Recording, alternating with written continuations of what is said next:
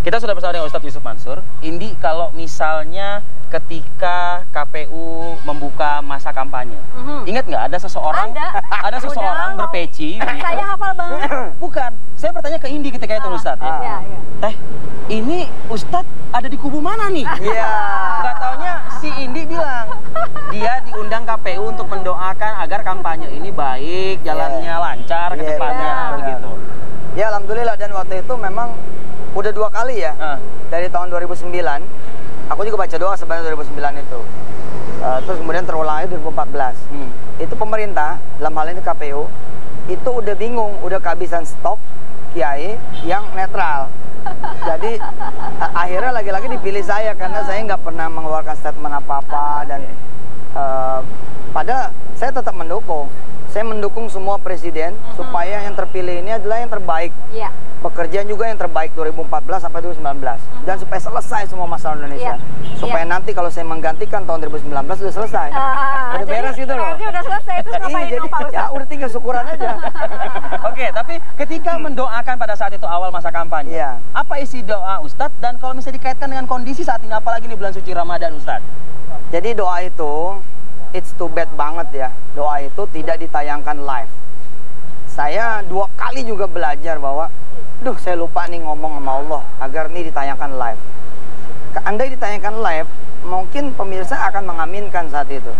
Jadi hampir semua TV kecuali ada satu ya, tapi nggak lah. Itu nggak ditayangkan. Jadi masyarakat tidak mengaminkan. Memang apa pada saat itu yang? Saya minta agar pemilu ini berjalan dengan baik. Doa standar lah, damai. Kalau ada yang salah niatnya, tolong dibenerin. Baik dianya, wakilnya, maupun tim sesnya atau partai pendukungnya. Asik kan? Artinya kalau memang ada yang niatnya salah, biar aja lo lurusin gitu kan. Kemudian kalau ada yang kurang, tolong sempurnain. Kalau ada yang lemah, tolong kuatin. Kalau ada yang belok-belok, tolong Allah aja yang lempengin. Nah, terus saya cerita tentang harapan. Bahwa Nabi Musa itu, saya bilang, saya berdoa sambil bernarasi cerita. Saya bilang Nabi Musa itu pernah ada di posisi nggak ada way out. Nabi Musa dan 600 kurang lebih pengikutnya itu ada di tepian laut. Depannya laut, belakangnya Firaun sama tentara udah kelihatan, udah benar-benar kelihatan. Kata pengikut Musa, inna lamudrakun. Kayaknya kami bakalan kena nih, bakalan ketangkep nih, bakalan habis, bakalan kelar deh selesai. Tapi Nabi Musa sebagai pemimpin bangsa, pemimpin umat saat itu bilang begini, nggak bakalan. Karena inna ma'iya rabbi sayahdin. Ada Tuhan bersama kita, pasti dia akan ngasih kita jalan.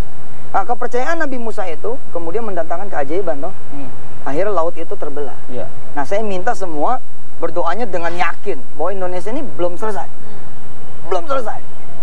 Insya Allah tuh. Ayo kita amin. Aminnya sebentar doang tuh.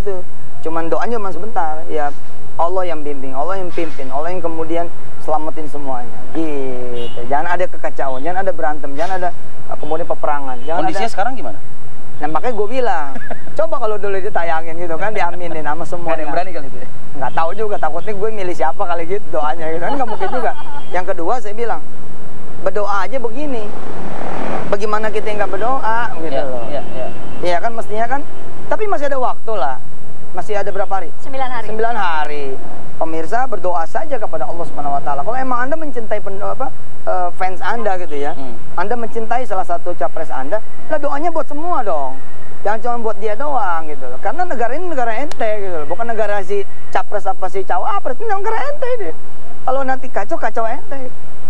Ya secara gini ya, secara yang rugi itu siapa sih kan gitu. Kalau memang ternyata kita habis-habisan gitu loh. Dan yang saya garis bawahi adalah kalau bisa memang jangan ada kampanye yang kebohongan itu ditimbulkan sendiri, itu yang nggak boleh. Ada emang? Saya rasa sih pasti dipakai lah ya. Bukan berarti seuzon di tengah Ramadan begini. Makanya kita berdoa nih pemirsa ya kan, pemirsa berdoa agar kalau bisa nih kan Ramadan juga ya kan. Baik.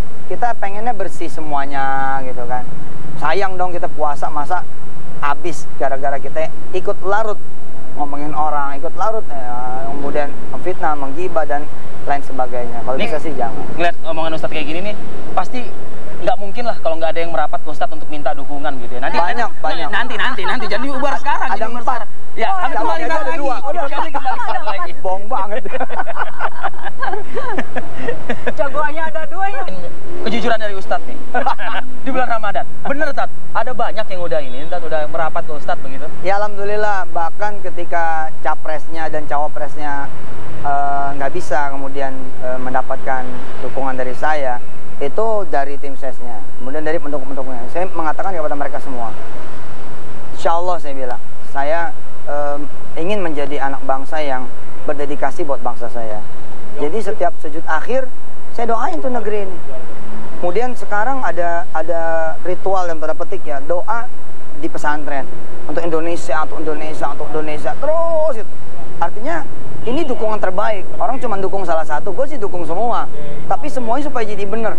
Doa saya mau begini ya, bila ada yang jahat, Allah punya kuasa kan membuat dia jadi baik. Bila ada yang niatnya salah, Allah punya kuasa untuk membuat niat dia jadi pada benar.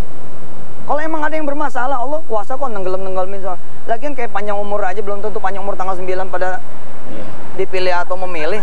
Belum tentu juga. Ampun Pak Ustadz, ampun. Nah kan berarti harus ada yang doa supaya panjang umur. Nah saya ikut ambil bagian yang doain supaya semua panjang umur. Kalau emang bener-bener kepilih, ntar gue masyarakat tahu sendiri yang mana yang benar, yang mana yang enggak gitu. Ya selebihnya saya menghimbau ke pemirsa bahwa jangan menggantungkan diri juga kepada siapapun presiden dan cawapresnya. Capres nggak bisa. Bener-bener gantungan mah ke Allah aja. Hidup lu nggak bener, siapapun capresnya nggak bener aja gitu. Nggak ngaruh gitu. Oke, Ustadz, berarti benar juga dong Ustadz ya, gambar-gambar yang kita terima juga, mungkin Ustadz juga ada terima, di mana ada gambar ada nomor 1, ada nomor 2, lalu di bawah penjelasannya seperti ini, apapun pilihannya, yang jelas setelah 9 Juli, kita tetap berteman kembali, begitu loh. Ya iya, mudah-mudahan gitu. Loh, saudara Ustadz mengatakan mudah-mudahan emang kayak kesannya enggak ya Ustadz? Saya khawatir ada pihak ketiga dalam hal ini, bukan bukan dua kandidat ini, bukan dua tim ses ini, nggak rela kalau cuma sampai di sini kekacauan Indonesia. Itu yang lagi lagi saya pikirin gitu loh. Nah sadar nggak sih gitu loh, tim ses masing-masing itu sadar nggak sih, kemudian capres dan cawapres sadar nggak sih gitu. Kalau iya, kalau damai, kayaknya ada belah sono yang nggak seneng gitu. Nah kalau udah gitu kan, ya cuman doa lagi yang bisa kita anukan ya. Berasa nggak sih Pak Ustadz sekarang ini gitu ya, dalam satu keluarga ya Bu ya, ada yang dukung si A, ada yang dukung si B. Ketika ngobrol soal ini agak tegang nih di dalam keluarga. Iya gitu. bener nggak? Bener. Itu nggak boleh terjadi seperti itu ya sebetulnya. Iya, itu kan tanda kita ternyata masih belum dewasa gitu kan. Yang berlebihan kan nggak boleh kan Ustadz? Iya betul. Nah ini kan juga jadi problem tersendiri gitu ya. Makanya mudah-mudahan hanya Allah lah yang bisa ngademin semuanya kan gitu. Bukan berarti kita nggak di ikhtiar kita kan ini. Ikhtiar berikutnya adalah doa. Mudah-mudahan dengan doa Indonesia selamat lah. Makanya saya bilang kan sama KPU, sama teman-teman pemerintah, coba ayo sehari sebelum pemilihan tuh tanggal 9 semuanya ngumpul gitu loh. Ngumpul, maaf-maafan. Yang nomor 1, yang nomor 2 kumpul, doa bareng gitu. Dan termasuk saya bilang tim sesnya, ayo Darul Quran terbuka tuh di tempat netral bang. Ayo sini, doa semuanya, doa sini. KPU kan netral juga. Lah iya, makanya kita coba pilih tempat yang bagus. Jangan di tempat yang nggak pernah di ngajiin juga, jangan di tempat yang nggak pernah ada doanya juga. Kan kalau di pesantren kan bagus. Pesantren itu kan nanti doanya dikelilingin penghafal Al-Quran kan. Insya Allah mudah-mudahan. Sekarang gini ya, saya perlu ngingetin Indonesia. Kapan sih Allah cabut keberkahan? Kapan? Pertama kali Allah cabut keberkahan kapan? Ketika kemudian ada permusuhan, ada perselisihan yang nggak berujung, ada kedengkian, ada kemudian saling sakit menyakiti. Nah ini tandanya udah ada semua, bukan cuman sebiji ini tandanya, tapi banyak gitu. Berarti kan kalau keberkahan dicabut, maka Indonesia tetap aja segini-gini aja gitu. Nah itu dia Pak Ustadz, sedikit saja ya, mungkin 1-2 kalimat untuk keluarga-keluarga yang pilihannya berbeda, tapi ya udahlah, kita kan satu keluarga juga. Gak perlu meruncing juga gitu. Gak perlu meruncing gitu. Ada mungkin himbauan?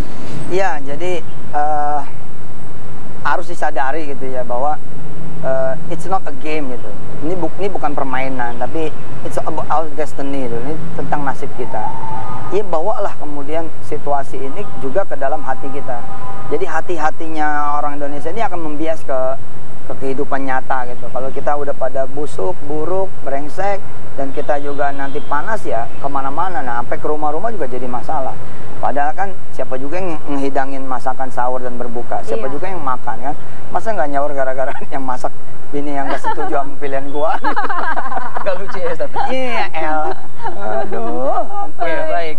Kampanye masih ada 9 hari, Ya. apalagi ini di bulan suci Ramadan. Insya Allah saya kira ini juga maksud dari Allah ya. Allah ngasih, ini nggak bukan kebetulan. Allah bilang sana di bulan suci Ramadan Iya. untuk menurunkan tensi. Saya kira sedikit banyaknya pasti turun lah tensi. Amin insya Allah kalau Ya gitu. Allah. Ustaz, terima kasih banyak Ustaz. Saya